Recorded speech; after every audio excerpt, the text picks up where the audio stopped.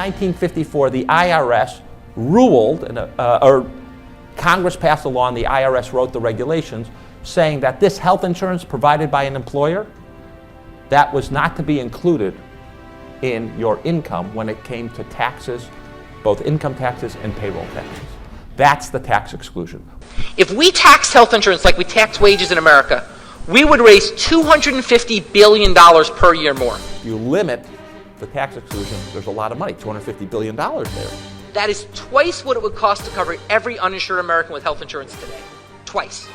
So let me tell you a little bit about how we got the tax exclusion. You mean you want to tax my health insurance?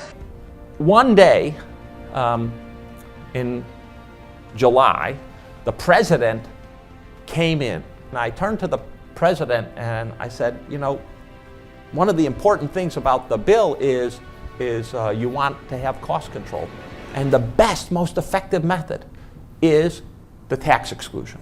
You want to tax my health insurance? David Axel, I'd like to remind us, the president campaigned against John McCain, who wanted to get rid of the tax exclusion entirely, saying, you know, the Republicans are going to tax your health benefits for the first time ever. But here's what he's not telling you. McCain would make you pay income tax on your health insurance benefits.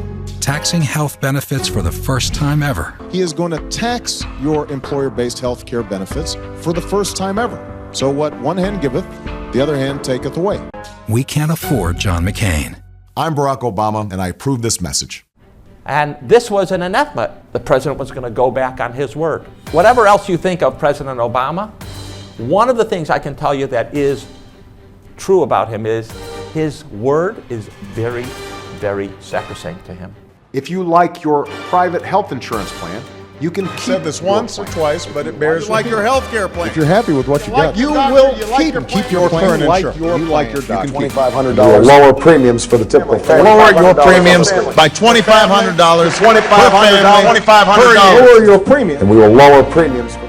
There is something called the Cadillac tax. You mean you want to tax my health insurance? And the Cadillac tax does take aim at the tax exclusion. And the only way we could take it on was first by mislabeling it. A little roundabout. It's, after all, politics and sausage making. You want to tax my health insurance? John Kerry said, no, we're going to tax your health insurance. We're going to tax those evil insurance companies. Cadillac plans have if they go over a certain limit. What if we instead just levied a 40% tax on the insurance companies that sell these terrible, expensive Cadillac plans? There's a 40% excise tax. Calling it a tax on insurance plans rather than a tax on people. We just tax the insurance companies, they pass it on higher prices, that offsets the tax break we get, it ends up being the same thing. And we all know it's really a tax on people who hold those insurance plans. And it's the last piece of the Affordable Care Act to go into effect. By starting it late, we're able to tie the cap for the Cadillac tax to the CPI, not to medical inflation. What that means is a tax which starts by only taxing about the top 8% of health insurance plans, essentially amounts over the next 20 years to basically getting rid of the employer exclusion for employer-provided health insurance. It is the single biggest tax break in the American tax code. It's worth $250 billion. It's a very clever, basic exploitation of the lack of economic understanding of the American voter. The American voter is too stupid to understand the difference. Lack of transparency is a huge political advantage. And basically, call it the stupidity of the American voter or whatever. But basically, that was really, really critical to get anything to pass.